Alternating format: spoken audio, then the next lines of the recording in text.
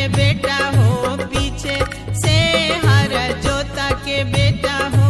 पीछे से घस गढ़ा के बेटा हो, पीछे से हर जोता के बेटा हो।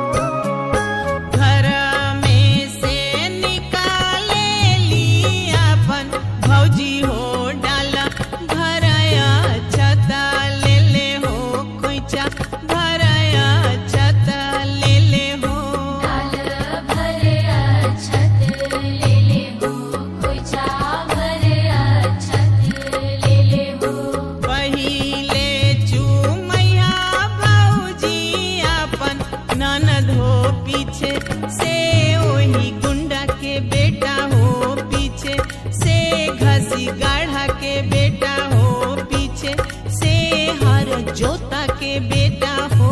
पीछे से घस गढ़ा के बेटा हो, पीछे से हर